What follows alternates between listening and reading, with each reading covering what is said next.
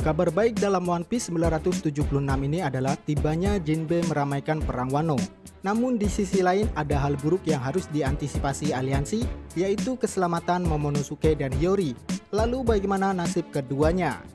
Selamat datang di Anime Review, dan kali ini mari kita bahas poin-poin menarik yang ada dalam One Piece 976.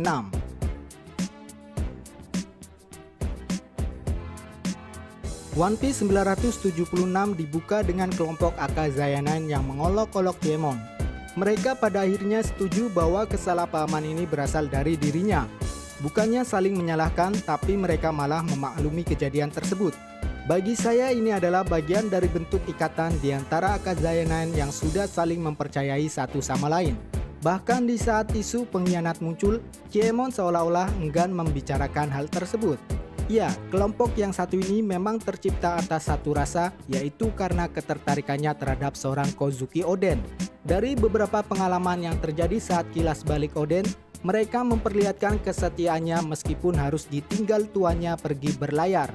Ikatan kekeluargaan mereka sudah di atas segalanya.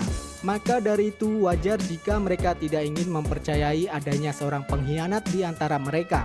Namun inilah yang terjadi. Ada seseorang yang sudah menciderai ikatan tersebut, dan sangat ironis ketika dia memanfaatkan kebaikan Oden dan Akazaya 9 yang lain untuk sekedar mengorek informasi yang kemudian diberikan pada pihak musuh. Nah, sekarang situasinya sudah berbeda. Ada dua mata-mata di sini yang telah membongkar identitas aslinya. Mereka berdua pada akhirnya saling bertukar posisi.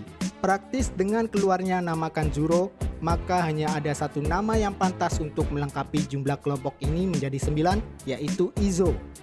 Sampai sejauh ini memang belum ada tanda-tanda Izo akan kembali pulang ke tanah kelahirannya.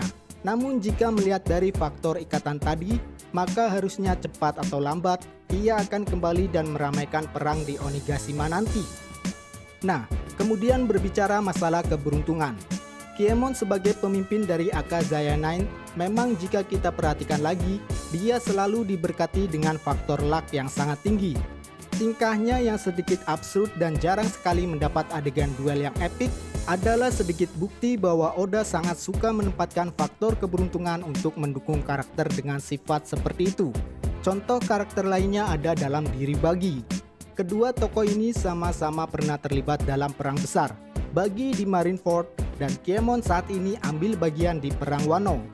Nah, pertanyaannya adalah seberapa besar faktor keberuntungan seorang Kiemon sehingga nantinya dapat menjadi pembeda selama perang tersebut berlangsung. Well, inilah yang akan menjadi pertaruhan bagi Kiemon sendiri. Ia menganggap bahwa selama ini dia selalu bergantung kepada keberuntungannya. Bahkan dengan entengnya dia mengatakan bisa saja mati selama perang berlangsung.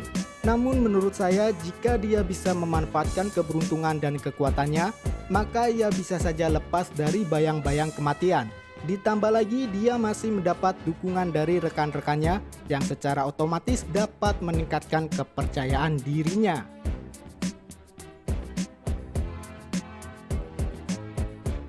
Setelah Akazaya 9 menyatukan semangatnya kembali, Kawamatsu langsung berinisiatif untuk mendekat ke area pelabuhan.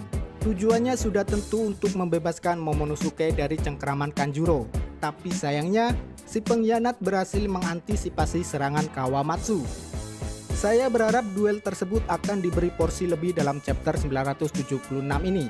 Namun kayaknya ada skenario yang lebih menarik ketimbang dari duel yang dilakukan di sekitar pelabuhan. Karena saya cenderung lebih setuju apabila segala bentuk duel akan dilangsungkan di Onigashima sana. Dan ya, sesuai dengan dugaan saya bahwa Kanjuro akan menggambar sebuah makhluk yang dapat terbang untuk membawa Momonosuke ke Onigashima. Well, dengan sudah bebasnya Kanjuro memanfaatkan kemampuan buah iblis dengan tangan utama atau terkuatnya, maka potensi kekuatannya sudah sangat jauh lebih hebat lagi ketimbang saat dulu ketika sedang memata-matai. Kita lihat selain dari kuasnya, Kanjuro pun mampu mengeluarkan kekuatan dari rambutnya. Ia berhasil menciptakan sebuah awan hitam yang mampu mengeluarkan hujan tinta yang pada akhirnya membuat mundur orang-orang yang ingin mendekati dirinya. Nah, dengan kaburnya Kanjuro yang membawa Momonosuke, maka inilah yang saya maksud akan dijadikan sebuah trigger untuk menuju skenario yang lebih menarik lagi.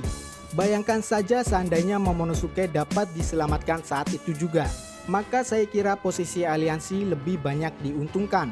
Namun jika Momonosuke dibawa ke Onigashima, maka setidaknya akan ada porsi khusus bagi sang pewaris tata klan Kozuki untuk unjuk gigi dengan menunjukkan kemampuan buah iblis buatannya. Saya kira kita sepakat ingin melihat betapa kagetnya pihak musuh ketika Momonosuke dapat juga berubah menjadi seekor naga.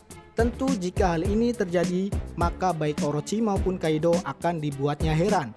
Karena selama ini mereka selalu memimpikan mendapatkan hasil sempurna dari buah iblis buatannya. Dan mungkin kejadian ini juga akan membuat Kaido pribadi mengungkapkan sebuah fakta mengejutkan yang saya curigai dia menjadi bagian dari eksperimen Vegapunk dalam membuat buah iblis buatannya dalam bentuk naga. Bisa jadi naga ini diambil dari DNA buah iblis Kaido. Karena kita tahu Vegapunk dan Judge pernah menemukan sebuah hasil eksperimen berupa lineage factor atau faktor garis keturunan hidup.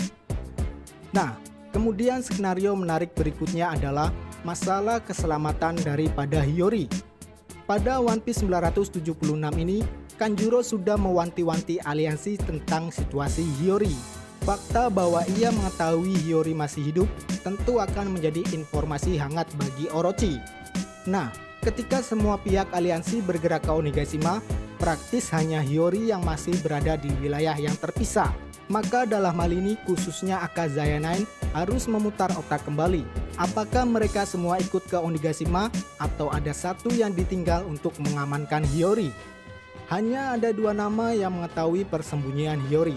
Pertama adalah Kawamatsu dan kemudian ada Zoro. Sekarang tinggal bagaimana di antara keduanya. Apakah ada yang ingin mencoba menyelamatkan dia atau tidak? Kemudian jika memang aliansi memutuskan untuk bergerak ke Onigashima semua, maka satu-satunya harapan adalah Onimaru yang kemungkinan besar masih selalu mengawasi tempat persembunyian Hiyori. Nah, kita juga bisa mempertimbangkan kedatangan Neko ataupun Izo yang mungkin dipersiapkan untuk menghadapi situasi terburuk yang dialami oleh Hiyori. Well, semuanya masih akan sangat menarik dan kita tinggal menunggu apakah Hiyori masih tetap bersembunyi atau justru ia malah ikut menyelinap dalam rombongan aliansi ke Onigashima.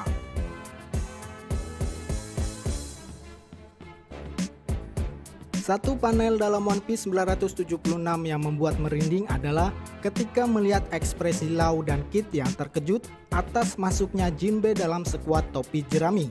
Tentu saja mereka berdua tak akan pernah menyangka sosok sekelas Shichibukai menjadi awak kapal Sanigo.